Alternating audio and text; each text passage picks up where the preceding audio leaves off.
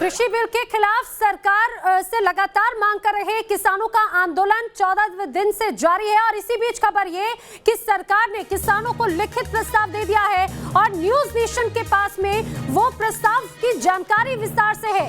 हमने अब से कुछ देर पहले आपको बताया कि जो प्रस्ताव दिया गया है उसमें ये लिखा गया है कि एपीएमसी को और मजबूत करेगी सरकार। सूत्रों के हवाले से खबर है निजी मंडी में रजिस्ट्रेशन अनिवार्य होगा, इस बात का भी जिक्र किया गया है। निजी कंपनियों पर टैक्स लगेगा, ये सूत्रों के हवाले से खबर। किसानों को कोर्ट जाने का अधिकार भी है, इस बात का भी जिक्र इस प्रस्ताव में किया गया है। खासतौर से एमएसपी को लेकर जिस तरह से कई तरह की शंकाएं किसानों के मन में थी, अब उसको खत्म करने की भी बात इसमें कही गई है और ये भी कहा है कि एमएसपी पर गारंटी सरकार देगी।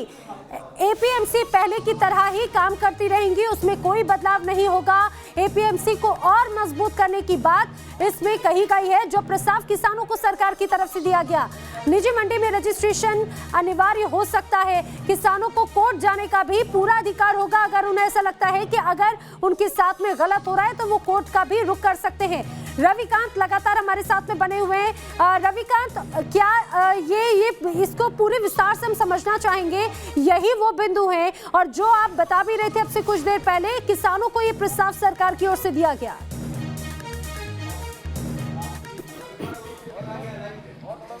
देखिए ना, सरकार की तरफ से जो प्रस्ताव दिया गया है किसानों को, जो हमें जानकारी मिल रही है वो प्रस्ताव किसानों को मिल गया है। किसान इस पर अपनी बैठक कर रहे हैं, लेकिन अपने दर्शकों के लिए बिंदुवार तरीके से हम बताना चाहेंगे कि सरकार ने क्या क्या मांगे जो हैं किसानों की अब तक मानी है। सबसे पहले सरकार ने नैना ये कहा है कि एमएसपी पिछले 55-60 सालों से जारी है, एमएसपी आगे भी जारी रहेगी। एमएसपी पर सरकार लिखित रूप में किसानों को आश्वासन देगी, यानी एमएसपी कानून का हिस्सा नहीं बनेगा, एमएसपी को कानून में इंक्लूड नहीं किया जाएगा। दूसरा, एपीएमसी एक्ट को और भी मजबूत बनाएगी, यानी मंडियों को और भी मॉडर्न करने के लिए सरकार पैसे दे रही है। जो ये अफवाह है किसानों के बीच में कि मंडियों को आने वाले दिनों में खत्म कर दिया जाएगा, उस पर भी सरकार प्रस्ताव में कह रही है कि वो मंडियों को और मजबूत बना रही है, मंडियां पहले की तरीके से जारी रहेंगी।